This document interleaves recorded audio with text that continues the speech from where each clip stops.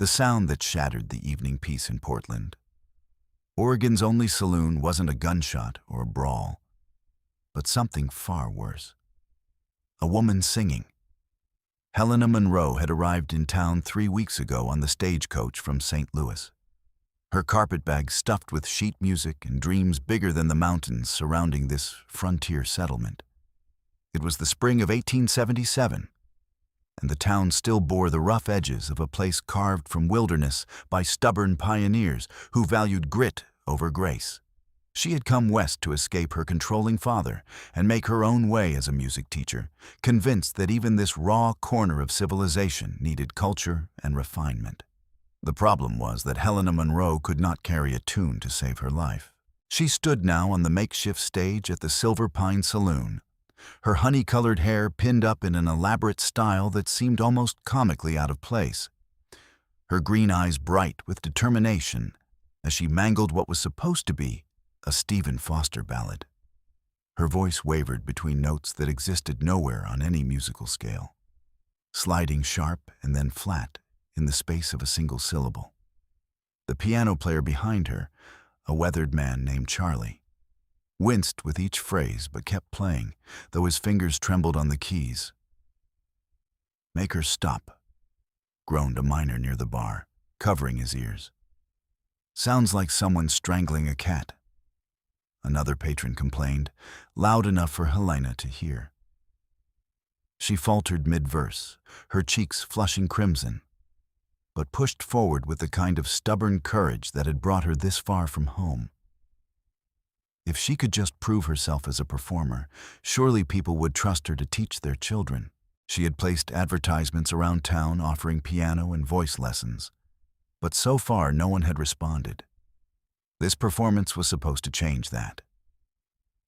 "Sweet Jesus, somebody do something," a woman called out from one of the tables. Helena's voice cracked on a particularly ambitious high note, and half the saloon groaned in unison.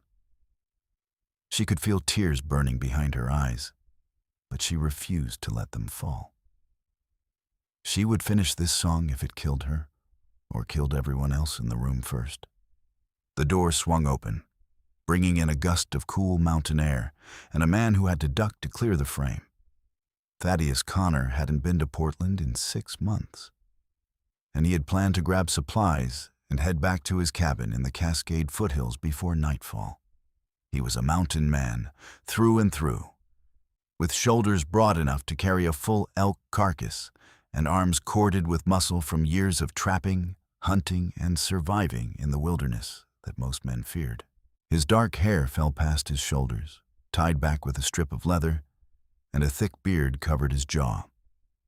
His buckskin clothing was worn but well maintained, and he moved with the quiet confidence of a man who knew exactly how dangerous he was and felt no need to prove it. The terrible sound hit him the moment he stepped inside, and unlike everyone else in the saloon, Thaddeus stopped in his tracks and simply listened. The woman on stage was small and slight, dressed in a blue calico dress that had probably been pretty before the trail dust got to it. She was murdering the song with complete sincerity. Her whole heart poured into every wrong note. But it was her face that caught him. She was beautiful, with delicate features and expressive eyes. But more than that, she was trying. Really trying. And she was terrified. He could see it in the set of her shoulders, the white knuckles gripping her skirt, the way her voice shook not just from lack of skill, but from pure fear. Yet she kept singing. "For the love of God," the bartender muttered.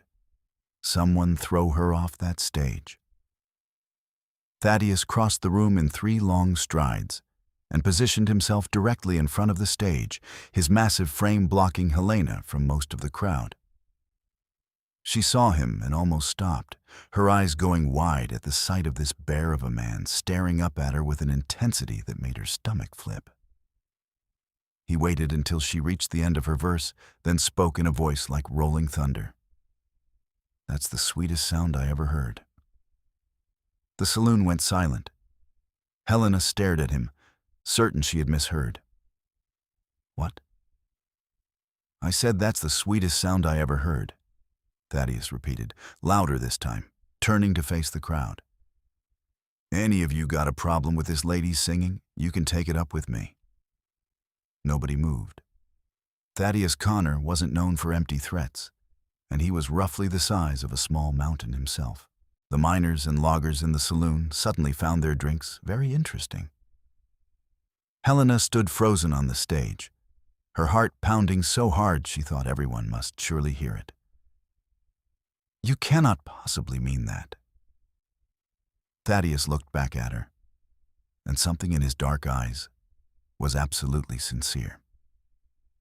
I have spent the last 10 years listening to nothing but wind in the pines, wolves howling, and the occasional scream of a cougar. Hearing a human voice raised in song, even one that cannot quite find the notes, is the most beautiful thing I have experienced in longer than I can remember. He was telling the truth. She could see it in his face, hear it in his voice. This strange, enormous man was completely serious.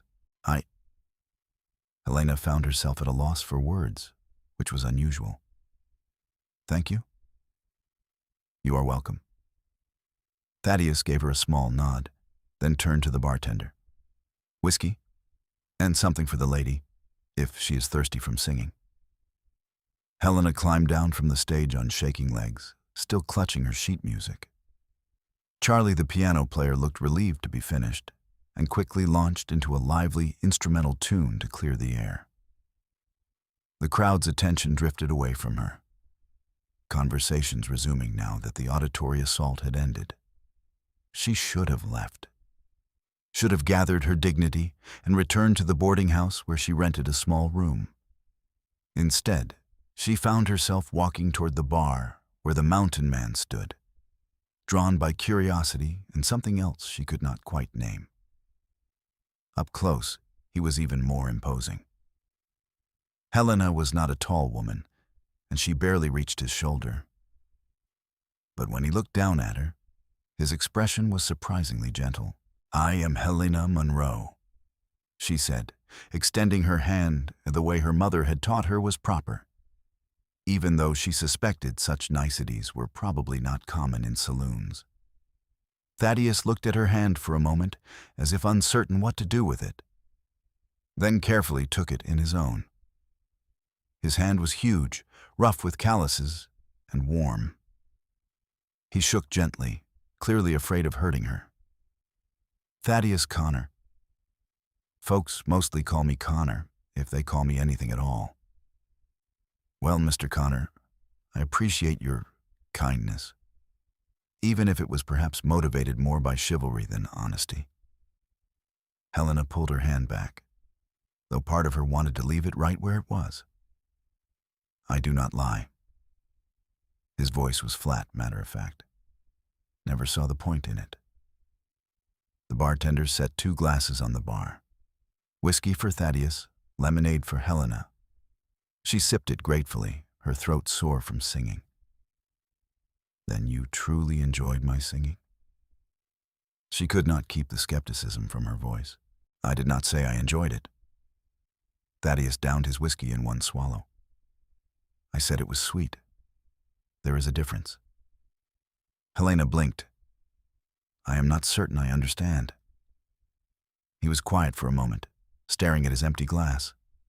When he spoke again, his voice was softer. You sang like you meant every word, like the song mattered to you. That is rare. Most people in this world are just making noise to fill the silence. You were making music, even if the notes were not quite right. Something in Helena's chest tightened. No one had ever said anything like that to her before. Her father had been brutally honest about her lack of talent. Her music teachers in St. Louis had been diplomatic but firm. Even her mother had gently suggested that perhaps teaching was a better path than performing. You are an unusual man, Mr. Connor. Just Connor. He signaled for another whiskey. And yes, I have been told that. They stood in companionable silence for a moment, and Helena realized she was in no hurry to leave. She had been lonely since arriving in Portland, struggling to find her place in a town that had no use for a music teacher who could not actually sing. "What brings you to town?" she asked. "You said you have not heard human voices in some time. You live alone?" "Got a cabin about 15 miles into the mountains. I trap in winter, hunt in summer, and come to town when I need supplies or whiskey." He glanced at her. "What brings a lady like you to Portland? This is not exactly St. Louis." "How did you know I was from St. Louis?" "Your dress, your accent, the way you hold yourself." Connor's eyes missed nothing. "You are educated, probably from a good family. You are running from something." Helena's defenses rose. "That is quite presumptuous. But am I wrong?" She wanted to be offended, but he was absolutely right. "No, you are not wrong. I am running from a father who wanted to choose my entire life for me, including my husband. I came west to build something of my own." "And you chose music teaching?" "I chose music teaching," she confirmed, then added bitterly, "Unfortunately, I appear to be spectacularly unqualified." "You can play piano?" Connor asked. "Yes, quite well, actually. It is only my singing that is problematic." "Then teach piano. Leave the singing out of it." Helena laughed, a sound of genuine amusement. "That is remarkably practical advice." "I am a practical man." Connor finished his second whiskey and pushed the glass away. "I should go. I need to get back before dark." "Of course." Helena felt an unexpected pang of disappointment. "Thank you again for your kindness tonight. It meant more than you know."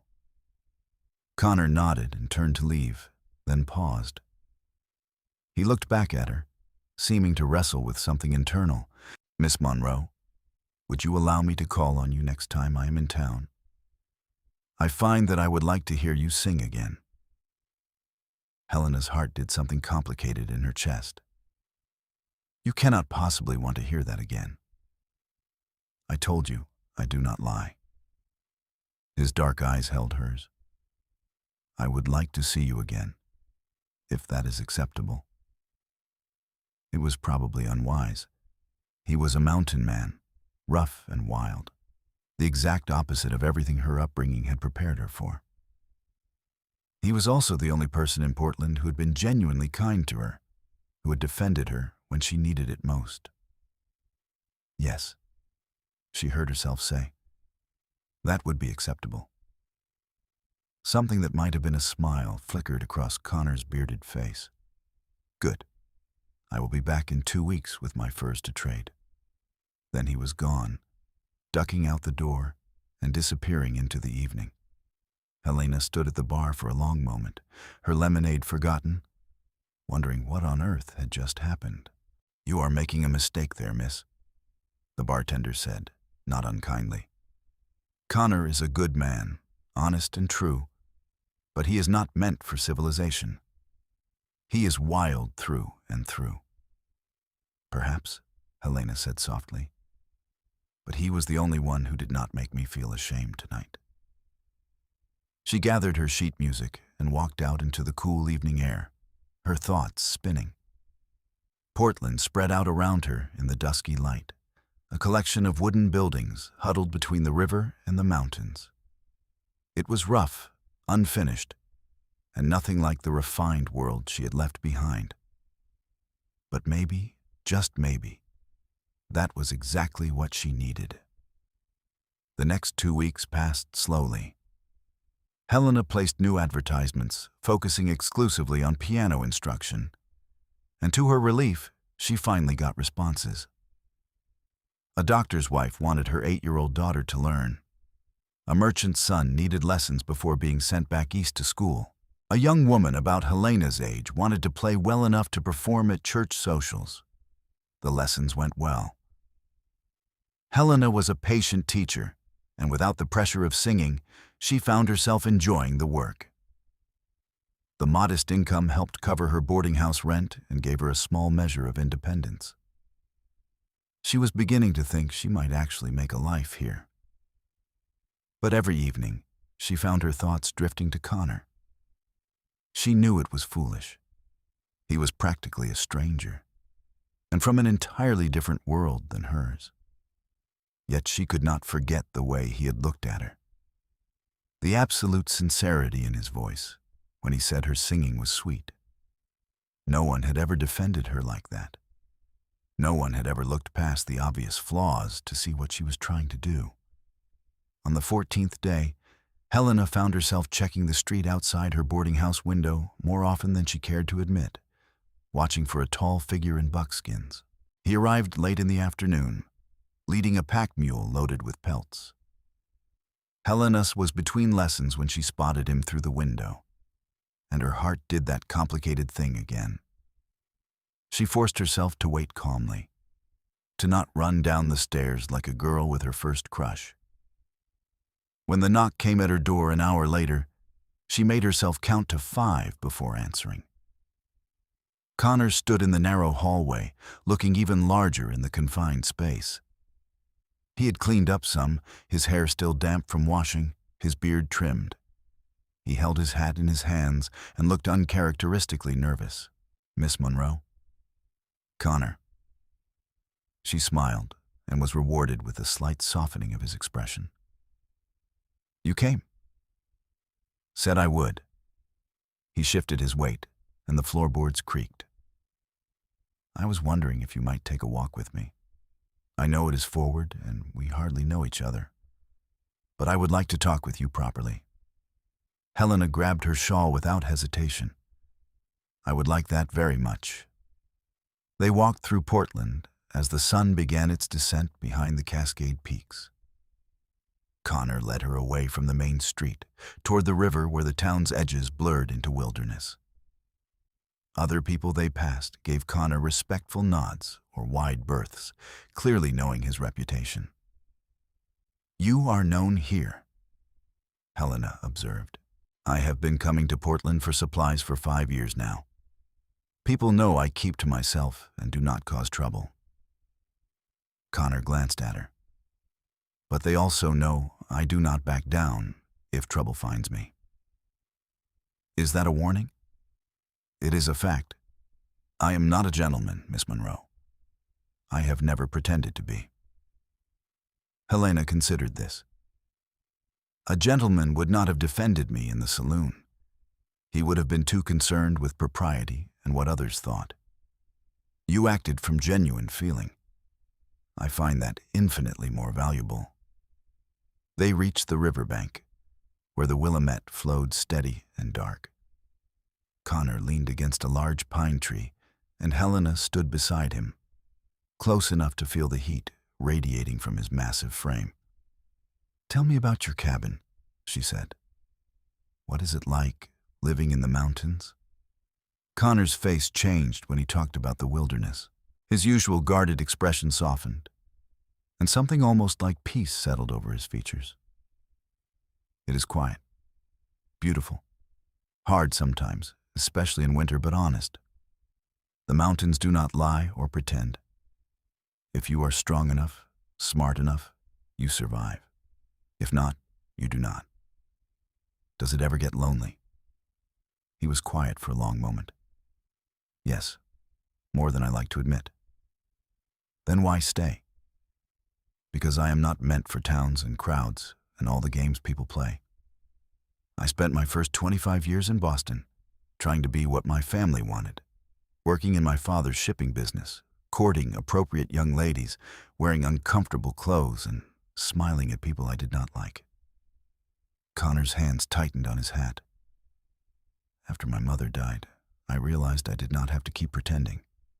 So I left, came west, found the mountains." Helena absorbed this information, rearranging her understanding of the man beside her. "You are from Boston?" "Hard to believe, I know." "No, it just explains some things. The way you speak, your vocabulary. You are educated. Harvard, class of 1867. Connor said it without pride or shame, just fact. For all the good it did me. I learned more about surviving in my first month in the mountains than I did in 4 years of university. Do you ever regret it? Leaving your old life behind? Connor turned to look at her directly, and the intensity in his eyes made her breath catch. Not once. Do you regret leaving St. Louis? Not once, Helena echoed softly. They stood there as the sun painted the sky in shades of gold and crimson. Two people who had fled their prescribed lives in search of something more authentic. The connection between them felt tangible, like a rope being drawn taut. I would like to court you properly, Miss Monroe, Connor said abruptly. I know I am not what anyone would consider a good prospect. I live in the wilderness. I have little use for society, and I am rough in just about every way a man can be rough. But I have not been able to stop thinking about you since that night in the saloon. And I believe in being honest about these things. Helena's heart was racing. This was madness. She barely knew him.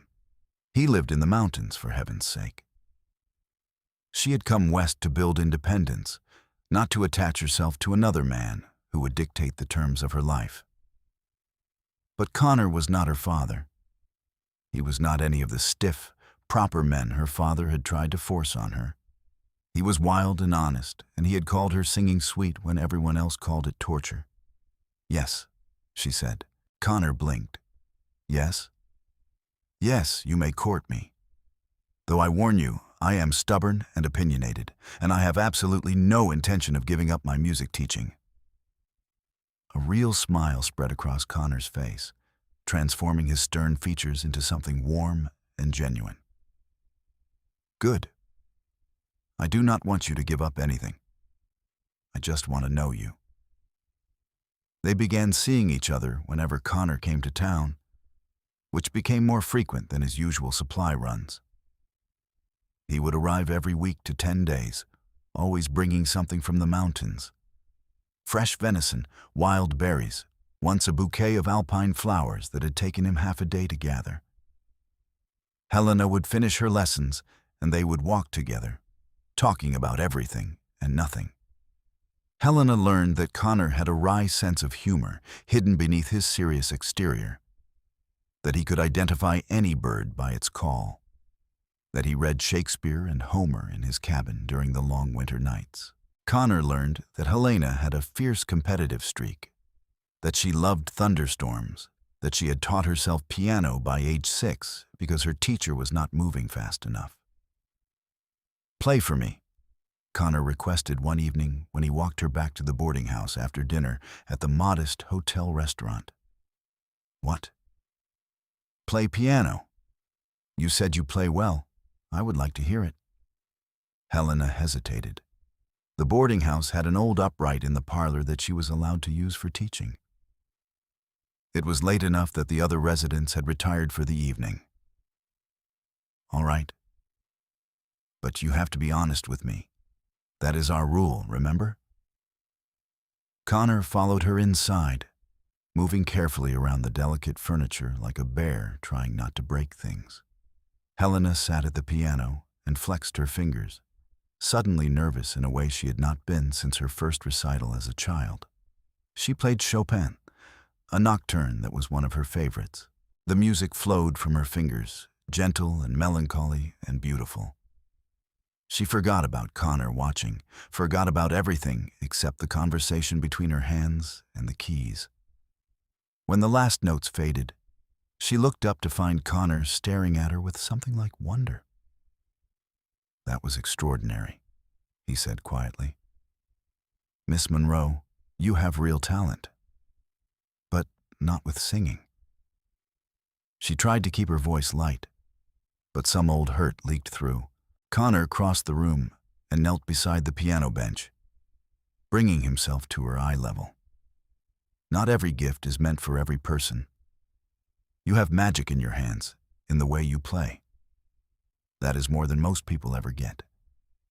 Why waste time mourning what you do not have when what you do have is so beautiful? Helena felt tears prick her eyes. How do you always know exactly what I need to hear? Because I know what it is like to not fit the mold people tried to pour you into. Connor reached out and gently brushed a tear from her cheek with his thumb, the gesture achingly tender from such a powerful man. I see you, Helena. Not who you were supposed to be, who you actually are. She kissed him. It was impulse and intention all at once, leaning forward and pressing her lips to his. Connor went still for a heartbeat, then kissed her back with a gentleness she would not have expected from someone so physically powerful. His hand came up to cup her face, his calloused palm rough against her cheek. When they finally pulled apart, both breathing hard, Connor rested his forehead against hers. I am in love with you, he said simply. I know it has only been a few weeks, but I am not a man who second-guesses what he knows to be true. I love you too, Helena whispered, and realized it was absolutely true. She loved his honesty, his strength, his unexpected gentleness. She loved the way he saw her clearly and valued what he saw. What do we do now? Now I ask you to marry me. Connor pulled back enough to look into her eyes. Come live with me in the mountains. Bring your piano, bring your music, bring everything that makes you who you are. I will build you whatever you need. We will make a life together on our own terms. Helena's practical side screamed warnings. She barely knew him. She had worked so hard to establish her independence. Moving to an isolated mountain cabin was insane, but her heart knew better. Yes, she said. Yes, I will marry you. Connor kissed her again, and this time there was nothing gentle about it. It was passionate and claiming and full of promise. When he finally released her, they were both flushed and breathless. I will do right by you, Connor promised. We will marry properly, with a preacher and witnesses, and I will spend every day earning your trust. They were married 2 weeks later by Portland's Methodist minister, with the bartender and Helena's piano student's parents as witnesses. Helena wore a simple green dress that matched her eyes, and Connor wore new clothes purchased specifically for the occasion, though he still looked like he was wearing a costume. The night of their wedding, Connor carried Helena across the threshold of the hotel's best room, which he had rented for one night before they made the journey to his cabin. He set her down carefully, then just looked at her with such raw emotion that Helena felt her breath catch. I never thought I would have this, he said quietly. A wife, a partner, someone who chose me knowing exactly who I am. Helena reached up and pulled the leather tie from his hair, letting it fall around his shoulders. I never thought I would have someone who saw me clearly and loved me anyway. I think we are both luckier than we have any right to be. They came together with a passion that surprised them both, all the weeks of careful courtship and restrained touches finally released.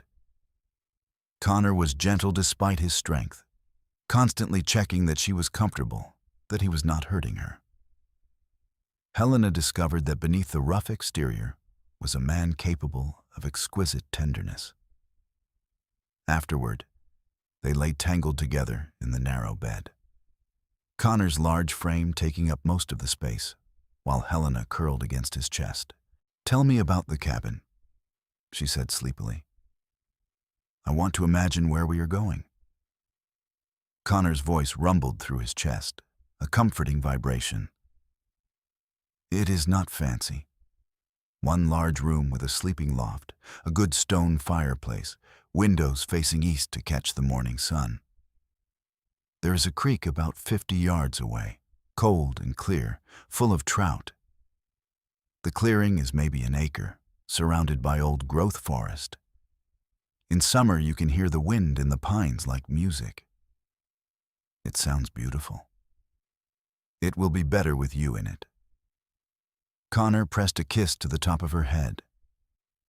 I will build you a separate room for your piano and teaching, if you want. There are a few families scattered through the mountains who would probably appreciate lessons for their children. Helena smiled against his skin. He was already thinking about her needs, her dreams. You would do that? I would do anything for you. That is what love means to me. They left for the mountains the next morning. Helena's belongings packed on 2 mules Connor had purchased. Her piano would come later, transported by wagon as far as the trail allowed, and then by specialized sledge the rest of the way. Connor had already hired men to help with the move. The journey took most of the day. At first, they followed established trails, but gradually the path narrowed and climbed, winding deeper into the Cascade foothills. The forest closed around them, massive Douglas firs and western red cedars creating a cathedral of green. Helena had never seen trees so large, never experienced wilderness so vast and untouched. Connor moved through it like he was part of it, reading signs she could not see, listening to sounds she could not hear. He pointed out a deer trail, the scratch marks where a bear had marked territory, an eagle's nest high in a snag. The mountains were not silent, she realized, but full of life for those who knew how to listen. When they finally emerged into the clearing, Helena caught her breath.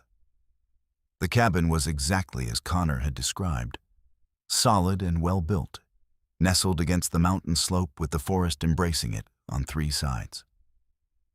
The 4th side opened to a view that stretched for miles, layer upon layer of forested ridges fading to blue in the distance.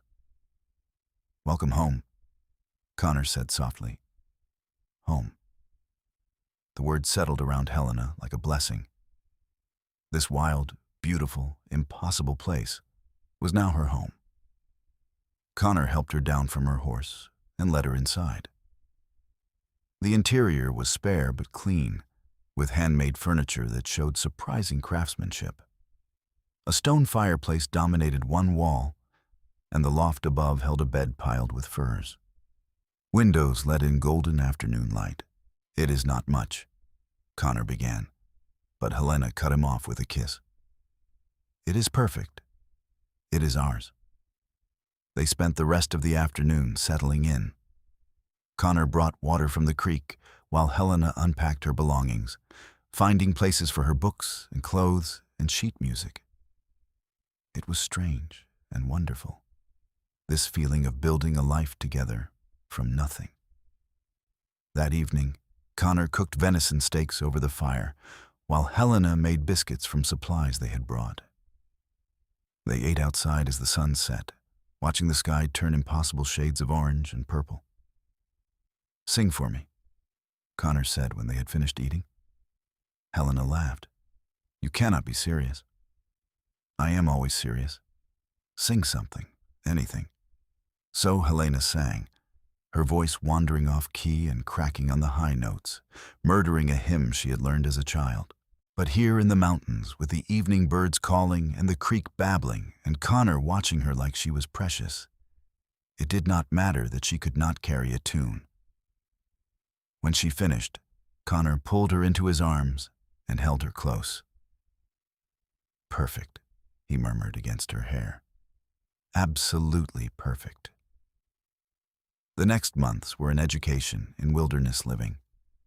Helena learned to read weather signs, to identify edible plants, to move quietly through the forest.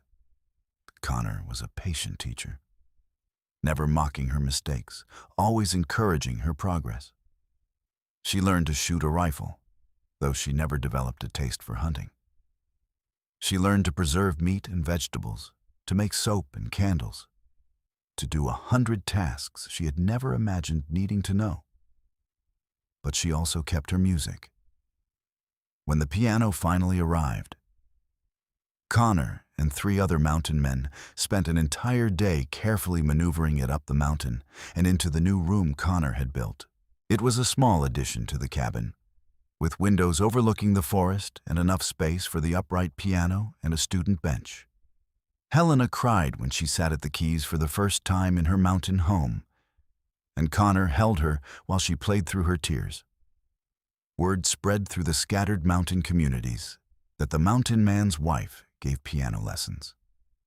Within a month, Helena had 4 students: 2 children from a logging family 5 miles east, a teenager from a homestead to the north, and the wife of a trapper who had always wanted to learn.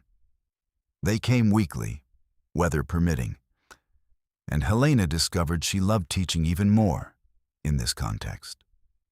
Her students wanted to learn, worked hard, and appreciated the music in a way that her Portland students, with all their privilege and opportunity, sometimes had not. Connor often sat outside the cabin while Helena taught, working on whatever project he had going, listening to the stumbling progress of beginners and Helena's patient instruction. Sometimes Helena would catch him smiling to himself and knew he was thinking about that first night in the saloon when everyone else had complained and he had defended her. "You were right, you know," she told him one evening as they sat outside, watching stars emerge in the darkening sky. "About my singing being sweet. Not because it was good, but because of what it represented." What did it represent? Courage, hope, the stubborn belief that I deserved to be heard even if I was not perfect. Helena laced her fingers through Connor's massive hand. "You saw that when no one else did." "I saw a woman who was brave enough to get on that stage knowing she might fail. That is the rarest thing in the world." Connor squeezed her hand gently, and the most beautiful. Their first winter in the mountains was hard but magical. Snow fell thick and heavy, sometimes blocking them in for days at a time. But the cabin was warm, the larder was full, and they had each other. Helena learned to love the isolation, the way the world narrowed to just the 2 of them and the wilderness outside their door. Connor taught her to snowshoe, and they explored the winter forest together, following animal tracks and marveling at ice formations. At night, they read aloud by firelight, taking turns with Shakespeare and Dickens and whatever other books they could trade for in town. Helena played piano while Connor carved wood, creating beautiful pieces that were both functional and artistic. And Helena sang, terrible and off-key and full of joy, while Connor listened like it was the finest opera. Spring came slowly to the mountains, snow melting in patches, the creek swelling with runoff. Helena discovered she was pregnant in late April, when morning sickness made it impossible to hide. Connor's reaction was immediate and overwhelming, fierce joy mixed with fierce protectiveness. "We should go to Portland," he said immediately. "Stay in town where there is a doctor." "Absolutely not." Helena was firm. "Women have been having babies for thousands of years without doctors hovering over them. There is a midwife down in the valley, Mary Copeland. I have already spoken with her." "Helena, I cannot lose you." She took his face in her hands, forcing him to look at her. "You will not lose me. I am strong, and Mary knows what she is doing. Our child will be born here, in our home, in these mountains." Connor argued, but Helena was immovable. Finally, he made her promise to let him ride for Mary at the first sign of labor, and to agree to go to Portland if there were any complications. Helena agreed, mostly to ease his worry. The pregnancy progressed without problems. Helena continued teaching through the summer, only stopping when she was too large to sit comfortably at the piano bench. Her students brought gifts, knitted baby clothes, carved wooden toys, promises of help after the birth. Connor became even more protective, constantly hovering, trying to prevent her from doing anything he considered strenuous. Helena found it endearing and occasionally infuriating. "I am pregnant, not made of glass." she reminded him when he tried to prevent her from carrying water from the creek. "You are carrying our child. That makes you the most precious thing in the world." Connor took the bucket from her despite her protests. "Humor me." Their son was born on a clear September morning in 1878. With Mary Copeland's competent help and Connor pacing outside until Helena finally screamed at him to come inside and be useful. He was there for the final hour of labor, holding Helena's hand and murmuring encouragement while she cursed him in language he had not known she possessed. When Mary finally placed the baby in Helena's arms, Connor knelt beside the bed with tears streaming into his beard. Their son was small but healthy, with a thick shock of dark hair and his father's sturdy build evident even in miniature. "Thomas," Helena said softly, looking down at the baby. "Thomas Henry Connor." Connor kissed her forehead, then gently touched his son's tiny hand. Thomas immediately gripped his father's finger with surprising strength, and Connor made a sound halfway between a laugh and a sob. "Hello, Thomas. I am your father, and I promise you I will do better than mine did. I will love you and your mother with everything I am, for as long as I live." Helena leaned against Connor's shoulder, exhausted and elated and overwhelmed with love. This was her family, this wild mountain man and their newborn son, this cabin in the wilderness that had become more home than anywhere she had ever lived. "Sing for him," Connor said quietly. So Helena sang a lullaby, badly off key, while Connor held them both. Thomas stopped fussing and seemed to listen, his dark eyes trying to focus on his mother's face. "The sweetest sound in the world," Connor murmured, and Helena knew he meant all of it. Her terrible singing, their son's breathing, the life they were building together. Thomas was a good baby, healthy and relatively quiet, though he had his father's stubbornness and his mother's determination. Connor was a devoted father, gentle despite his size, constantly amazed by the tiny person they had created. Helena watched him with their son and fell in love with him all over again. She started teaching again when Thomas was 3 months old, with the baby sleeping in a cradle Connor had carved from cedar. Her students were delighted to have her back, and several brought their own younger siblings to meet baby Thomas. Life settled into a rhythm. Connor's hunting and trapping, Helena's teaching and music, the daily tasks of wilderness living, and the constant wonder of watching their son grow. They were isolated, but not lonely, part of a scattered mountain community that looked out for each other. When Thomas was 2 years old, Helena discovered she was pregnant again. This time, Connor handled the news with more calm, though he was no less protective. Their daughter was born the following spring, an easy birth that Mary said was the fastest she had ever attended. They named her Emily, and she was her mother's daughter from the start. Stubborn, opinionated, and utterly fearless. She also showed early signs of musical talent, humming in tune before she could walk, tapping out rhythms on any surface she could reach. "Well," Helena said ruefully, watching 2-year-old Emily bang enthusiastically on the piano keys. "At least one of us passed on some musical ability." Connor wrapped his arms around her from behind, resting his chin on the top of her head. "You gave her your passion for music. That matters more than technical skill." They added another room to the cabin as the children grew, creating separate spaces for sleeping and living.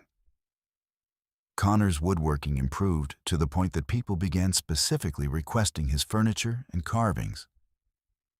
Between Helena's teaching and Connor's crafts and trapping, they made a modest but sufficient living. Helena continued to sing, terribly and joyfully, usually while working around the cabin or playing with the children. Thomas and Emily learned to recognize that when Mama started singing, It meant she was happy, even if the notes made them giggle and cover their ears. Connor never stopped insisting it was the sweetest sound he had ever heard. One evening when Thomas was 5 and Emily was 3, the whole family sat outside watching the sunset.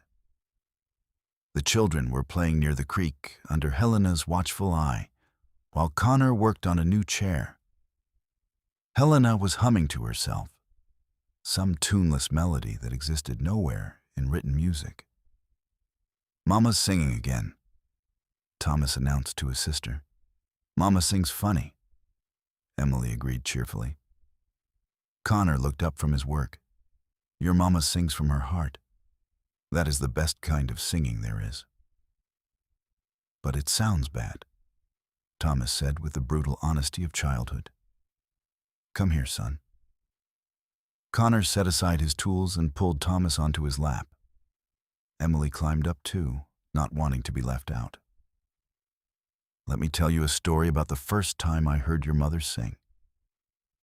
He told them about the saloon in Portland, about the crowd complaining, and Helena's courage in finishing her song despite their mockery. He told them how he had known immediately that this brave, determined woman was special. "So Mama was always bad at singing?" Emily asked. "Mama was always honest when she sang," Connor corrected. "She never pretended to be something she was not, and that is more important than hitting every note perfectly." Helena listened from her spot by the creek, her eyes stinging with tears. After all these years, Connor still understood, still saw past the surface to what really mattered. "Why did you marry Mama if she could not sing good?" Thomas asked. "I married your Mama because she was brave and true and beautiful. Because she saw me for who I really am and loved me anyway. Because when I look at her, I see home." Connor met Helena's eyes across the clearing. "And because her terrible singing made me happier than anything else in my life." Helena walked over and kissed her husband thoroughly, while the children made disgusted noises. When she pulled back, both of them were grinning. "I love you," she said simply. "I love you too, even your singing." "Especially my singing," Helena corrected. "Especially your singing," Connor agreed. The years flowed by like the creek beside the cabin, sometimes rushing with excitement, sometimes calm and steady, always moving forward. Thomas grew into a young man, with his father's size and strength, but his mother's quick mind and love of learning. Emily developed into a talented pianist who could actually sing, much to everyone's amusement. Helena continued teaching, eventually having students from as far as 20 miles away. She became known throughout the mountain communities as someone who could draw music from even the most reluctant student. Connor's reputation as a craftsman spread, and he received commissions from as far as Portland. They prospered in their own way, not wealthy by city standards, but rich in the things that mattered: family, community, purpose, and love. When Thomas was 18, he announced his intention to study at the new university in Eugene. Connor and Helena worried, but supported his decision, understanding that their son needed to find his own path the way they had found theirs. Emily, at 16, was already teaching younger students under her mother's supervision and planning to eventually take over Helena's teaching practice. "They are going to be fine," Connor said the night after they put Thomas on the stage to Eugene. They sat on the porch of their cabin, now expanded and refined, but still the same home they had built together. "I know." Helena leaned against him, still fitting perfectly against his side after all these years. "It is just strange, realizing they are adults now." "When did that happen?" "While we were busy living." Connor's arm tightened around her. "We did good, Helena. Look at them. They are confident and capable and kind. They know who they are. Because they had you showing them what a good man looks like. and you showing them that courage matters more than perfection.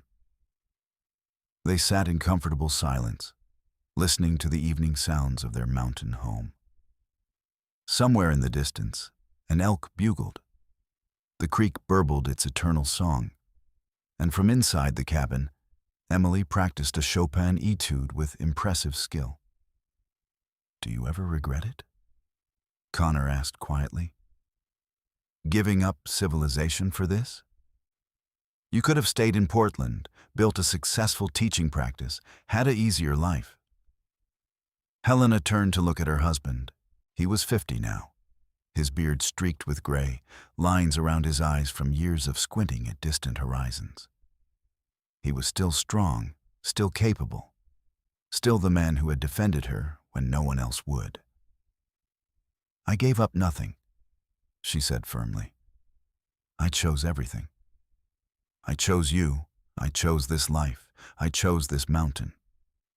And I would make the same choice 1,000 times over." Connor kissed her, and it was still as electric as that first kiss in the boarding house parlor 20 years ago. "Sing for me," he said when they finally pulled apart. Helena laughed, the request so familiar after all these years. "You are incorrigible. I am in love." So Helena sang, her voice just as off-key at 42 as it had been at 22, wandering through a hymn she barely remembered. Emily stopped playing inside, and Helena could imagine her daughter shaking her head in fond exasperation. But Connor listened with his eyes closed and a smile on his face, like she was singing him the finest aria ever written. "Perfect," he murmured. "Still the sweetest sound I ever heard." Thomas came home from university every summer, bringing books and new ideas, and eventually a young woman named Sarah, whom he married in a simple ceremony in the mountain meadow above the cabin. Emily married a logger's son named David when she was 21, and they built a cabin 3 miles north where Emily continued teaching. Helena and Connor became grandparents 5 times over, and their cabin became the gathering place for the growing Connor clan. Sunday dinners often included 3 generations, with children underfoot and conversations flowing around the big table Connor had built. On Helena's 50th birthday, Connor surprised her by revealing a project he had been working on for months. A small schoolhouse built near the main trail, with space for a piano and multiple students. It was a gift to the community and to Helena, a permanent place for her teaching legacy. "I figured you have been teaching in our cabin long enough," Connor said as Helena walked through the beautiful space, running her hands over the smooth wooden desks and walls. "You deserve something purpose-built." Helena turned to her husband, this man who had seen her clearly from the very first moment, who had never stopped supporting her dreams or believing in her worth. "How did I get so lucky?" she asked. "Luck had nothing to do with it. You got on that stage in Portland and sang your heart out, even though you knew you could not carry a tune. You were brave, and I have always been a sucker for brave women. You were brave too, walking into my life and insisting my terrible singing was sweet." "It was sweet. It is sweet." Connor pulled her close. "Every time you sing, I remember that first night. I remember thinking that if someone could pour that much heart into something, even something they were not good at, then they must be worth knowing. I am so glad you wanted to know me. Best decision I ever made." They stood in the schoolhouse, holding each other, and Helena hummed tunelessly, while Connor swayed with her in a slow dance. Through the windows, she could see the mountains stretching into the distance, the wilderness that had become her home. Helena taught in the schoolhouse for another 15 years, finally retiring at 65 when arthritis made playing piano difficult. By then, Emily had taken over most of the teaching, and 2 of Helena's granddaughters had also shown interest in music education. The tradition would continue. Connor slowed down too, spending less time trapping and more time in his workshop, creating pieces of increasing beauty and complexity. His furniture was now sought after by wealthy families in Portland and even Seattle, though he only accepted commissions that interested him. They spent more time simply sitting together, watching the seasons change, enjoying the peace they had built. Their children visited often, bringing grandchildren and eventually great-grandchildren. The cabin was rarely quiet, but when it was a comfortable silence earned through decades of partnership. On their 40th wedding anniversary, Connor led Helena out to the porch as the sun set, the same view they had watched countless times over the years. "I have something to say," he announced. Helena smiled. "After 40 years, I would hope you have more than one thing to say." "Hush, woman, let me be romantic." She pressed her lips together, eyes dancing. Connor took her hands, his grip still strong despite his years. "Helena Monroe Connor, you have given me the best life a man could ask for. You made this wild place a home. You gave me children and grandchildren and a reason to believe that good things can last. You sang terrible songs with complete joy for 40 years, and every single time, it made me happy to be alive." Helena felt tears running down her cheeks. "Thaddeus Connor, you made me brave enough to be myself. You saw past every flaw and failure to who I really was. You built me a life where I could teach and play and love without having to pretend to be anything other than exactly who I am." "Sing for me," Connor requested, as he had requested hundreds of times before. "One more time." So Helena sang, her voice wavering now, not just from lack of talent, but from age, cracking and fading on notes she would never hit. She sang a love song popular when they were young, getting the words wrong and the melody worse.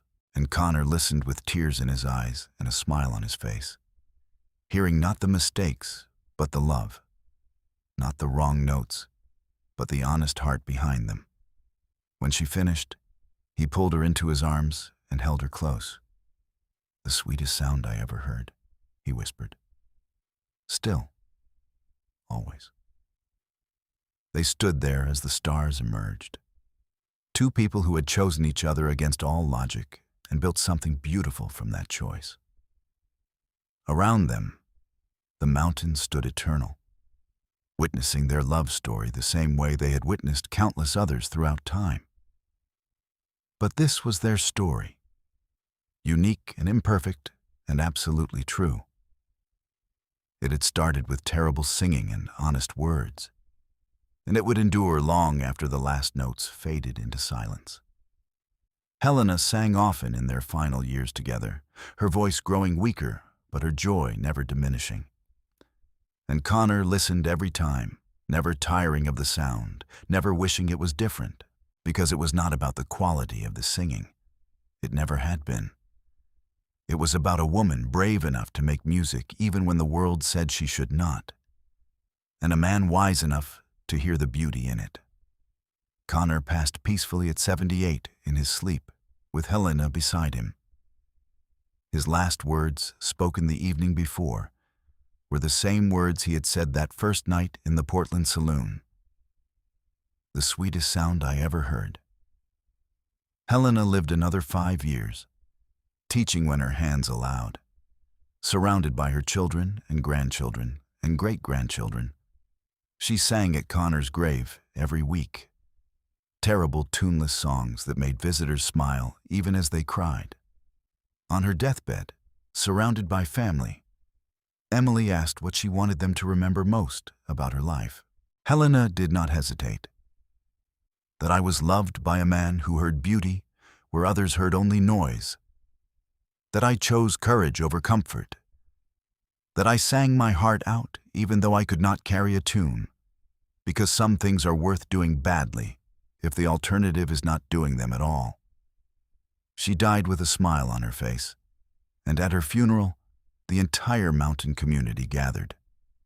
There were speeches and tears and remembrances. And at the end, Emily sat at the piano her mother had played for over 50 years and performed a beautiful sonata.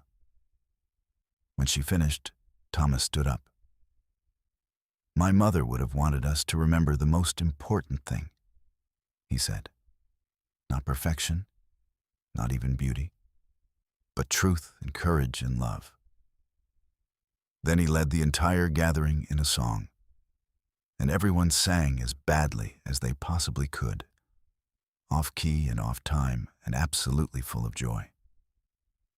It was the worst rendition anyone had ever heard, and somehow it was also the most beautiful tribute that could have been given. Because they all understood finally what Connor had known from the very first moment. That Helena's singing had never been about the notes. It was about the brave heart willing to make music anyway. The schoolhouse still stands in the mountains above Portland, now a historical landmark. Inside, a plaque tells the story of Helena Monroe Connor, music teacher and pioneer, whose students spread throughout Oregon and Washington in the late 1800s. But the real story is simpler and more complicated than any plaque could capture. It is a story about a woman who could not sing and a man who loved her anyway. About choosing authenticity over perfection. About finding someone who sees you clearly and loves you not despite your flaws, but as a complete person who happens to include those flaws. It is a story about the sweetest sound one man ever heard, and how he spent 40 years making sure the woman who made that sound knew exactly how precious she was. And it is a story with the happiest of endings. Two people who found each other against all odds, who built a life on their own terms, who raised children and grandchildren to know that courage matters more than polish, and who loved each other with complete honesty until death finally parted them. In the mountains above Portland, if you listen carefully on quiet evenings, old-timers swear you can still hear echoes of terrible singing carried on the wind. And they smile when they hear it, because they know the story. They know that once, a mountain man heard a woman sing off-key terribly while everyone complained, and he said it was the sweetest sound he ever heard. And he meant it. Every word. For the rest of his life. That, in the end, is what love really is.